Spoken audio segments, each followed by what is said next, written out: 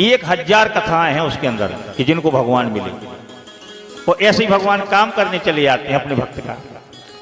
बहू रानी ने कहा ठीक है, लेकिन कन्हैया ने कहा एक शर्त है, तुम्हारे यहाँ गाय भैंस बहुत है। कहा दूध घी बहुत होता है। बोले होता है। कहा तो एक काम करना, जब तुम कल मक्खन बनाओ तो जितनी डलिया हम गोबर डालें उतने मक्खन की गोलियां बना के रख देना, मैं आके खा जाऊंगा, क्योंकि मक्खन मुझे बहुत अच्छा लगता है। बहू रानी ने कहा ठीक। भगवान गोबर डालने लगे, दौड़ दौड़ करके गोबर फेंकते हैं। थोड़ी देर के बाद भगवान रुक गए। भगवान ने कहा अच्छा बताओ भाभी कितने डलिया गोबर हो गया। तो उस बहू रानी का मन अगर वहां हो तो बेचारी बतावे। उसका मन तो भगवान में लगा हुआ था, मेरे भगवान कितने अच्छे लगेंगे, आज कितनी सुंदर झांकी बनेगी, मैं भी जाऊंगी, नाचूंगी, गाऊंगी, ये सोच रही थी, भूल गई। बहू रानी ने कहा भैया मुझे याद नहीं रहा। भगवान बोले तुम्हारा हिसाब अच्छा नहीं, डलिया रख दे। कहा एक काम करो, कुछ लिखा पढ़ी शुरू कर दो, नहीं तो कैसे पता चलेगा हमने कितनी डलिया गोबर डाला है, कल कितनी मक्खन की गोलियां खिलाओगी। बहू ने कहा यार लिखने के लिए क्या है। कहा कुछ भी करो। बहू रानी ने प्रसन्नता से कहा तो भैया एक काम कर लें। कहा बताओ। कहा यहां लिखने के लिए तो कुछ है नहीं, मैं जब गोबर की डलिया डाल करके आप आएंगे तो मैं गोबर की एक बिंदी तुम्हारे गाल पे लगा दिया करूंगी। भगवान खुश। बोले हाँ ये बात ठीक है। बोले बाद में गिनती हो जाएगी। अब देखो ये है भक्त और भगवान। गोबर डाल करके भगवान आते हैं डलिया, और वो बहू रानी गोबर उठा के भगवान के गाल में बिंदी लगा देती है गोबर की। दोनों गालों में गोबर की बिंदियां लग रही हैं, भगवान काम कर रहे हैं। तब तक शाम हो गई, और जैसे ही शाम हुई वहां पर आरती का समय हुआ, झांकी खुलने का घंटा घड़ियाल बजने लगे, जय जयकार होने लगी। भगवान ने डलिया फेंक दी और भाग खड़े हुए, राज मंदिर की तरफ गए। यहां पर बहू रानी अपना वह काम बराबर कर ही रही थी कि काम जब पूरा हो जाएगा तभी तो जा पाऊंगी। पूरे गांव के नर नारी सब इकट्ठे हो गए। पुजारी जी महाराज से बड़े बूढ़ों ने, गांव वालों ने कहा भैया पुजारी जी अब महाराज भगवान का पट खोलो, सब लोग दर्शन करें, मिठाई बांटो, बाजी बजाओ, नाचो गाओ। पुजारी जी महाराज अंदर गए। जैसे ही भगवान का पट खोला, जिस सिंहासन पर परमात्मा विराजमान थे वाके बिहारी वाह, और जैसे ही भगवान को देखा पुजारी दौड़ करके बाहर आया मंदिर से। पूरे नगर के लोग खड़े थे, सबके सामने पुजारी ने दोनों हाथ उठा के कहा अरे भैया गजब हो गया। बोले क्या हुआ। अरे कहा भैया साल भर में एक बार तो हम और आप ये उत्सव मनाते हैं, और कोई इतना दुष्ट है अपने गांव में। आज मैंने भगवान को गंगा जल से स्नान कराया, नई पोशाक भगवान को पहनाई, अपने हाथों से कस्तूरी चंदन तिलक लगाया, लेकिन किसी दुष्ट ने आकर के भगवान के मुंह में गोबर लगा दिया है। अरे गांव वाले बोले बड़ा गजब हो गया, पता लगाओ ये कोई दुष्ट व्यक्ति होगा जिसको भगवान अच्छी नहीं लगते, वो नास्तिक होगा, कोई पापी होगा कि साल भर का एक तो अपन उत्सव मनाते हैं, साल भर में एक बार, और आज ही के दिन कोई दुष्ट व्यक्ति। गांव के बड़े बूढ़े जो थे लम्बादार जमींदार, उन्होंने कहा पता लगाओ, और पता अगर लग जाए तो उसको ऐसी सजा दी जाए कि दोबारा कोई ऐसी हरकत ना करे। ऐसा जब गांव वालों ने कहा, अब तो गांव वालों के कहने से गांव में खबर फैल गई। जहां पर वो बहू रानी गोबर डाल रही थी, अब आप कल्पना करो, मन के अंदर कल्पना की जाती है कि जब उस बहू रानी को ये पता लगा होगा कि भगवान के मुंह में बिंदी बिंदी गोबर किसी ने लगा दिया है, तो उसको कैसा लगा होगा।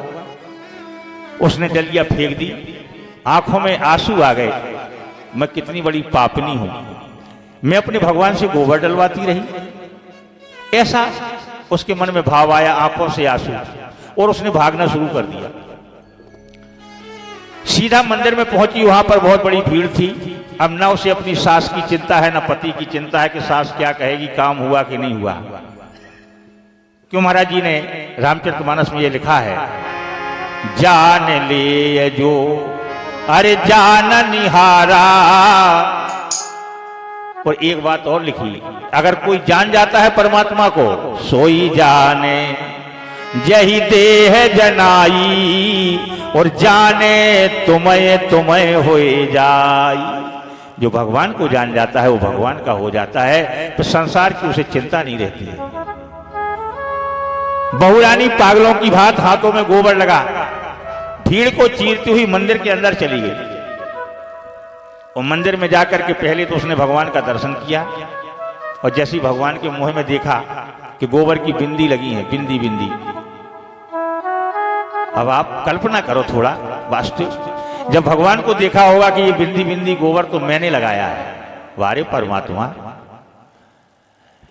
भाव विभोर हो गई, आंखों से आंसू बंद नहीं हो रहे थे। बहू रानी लौट करके बाहर आई। गांव वालों ने कहा पकड़ो भैया, ये कोई पागल है, कैसी आप पवित्र अवस्था में मंदिर के अंदर चली गई, कोई पागल होगी।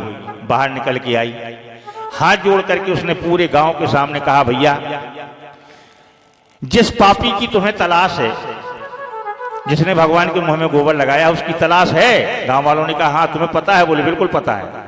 कौन है वह? कहा मैंने लगाया है भगवान के मुंह में गोबर। अब गांव के जो बड़े बूढ़े थे उनको बड़ा खराब लगा, ये कितनी नालायक बहू है, पूरे गांव के सामने ऐसे कह रही है जैसे बहुत अच्छा काम किया हो। किसकी है बहू ये? इसको ऐसी सजा दी जाए कि दोबारा ऐसा हरकत कोई ना करे। बहू रानी ने कहा आप लोग जो सजा हमको देंगे हमें स्वीकार है, लेकिन सजा देने से पहले 1 मिनट हमारी बात सुन लो। लोगों ने कहा क्या बात सुनाना है? कहा सच्चाई ये है कि गोबर तो हमने लगाया है। भाई सच्चाई ये है कि गोबर तो हमने लगाया है, लेकिन गोबर लगाने के लिए मैं मंदिर में नहीं आई। लोगों ने कहा तो ये अपने आप गोबर लग गया, गोबर तूने लगाया है, मंदिर में नहीं आई, कैसे लग गया गोबर? उस बहू रानी ने पूरी कथा सुना दी। ये गोबर लगवाने के लिए हमारे पास गए थे, ये हमारा गोबर डालते रहे, शर्त ऐसी ऐसी हुई थी, इस वजह से हम गोबर लगाती रही, मंदिर में हमने गोबर नहीं लगाया। अब आप लोग बताओ, है कोई गांव का ऐसे व्यक्ति की जो उसको सजा दे दे? उस बहू रानी को कोई सजा दे सकता है? जितने लोग खड़े थे सब हाथ जोड़ने लगे, पुजारी महाराज चरणों में गिर पड़े उस बहू रानी। आज हमने भगवान का दर्शन तो नहीं कर पाए, बुढ़ापा आ गया पूजा करते करते, लेकिन तेरा दर्शन हमने कर लिया है, तो हमें तो यही लगता है कि तूने भगवान का दर्शन कर लिया, तो हमने तेरा दर्शन कर लिया, तो भगवान की बराबर दर्शन हो गया। प्रेम से बोलो शंकर भगवान की। इस प्रकार से जब बहू रानी ने बताया, सजा कोई नहीं दे पा रहा है, हाथ जोड़े खड़े हैं सब, और वह बहू रानी दोबारा फिर लौटकर अपने घर नहीं गई, बल्कि जाने तुम्हें हो जाएगी। जो भगवान को जान लेता है उसे संसार की क्या परवाह, जैसे मीराबाई। इसी प्रकार से वह बहू रानी भी भगवान के सामने नाच रही है और गा रही है, आंखों में आंसू भरे हैं, और कह रही थी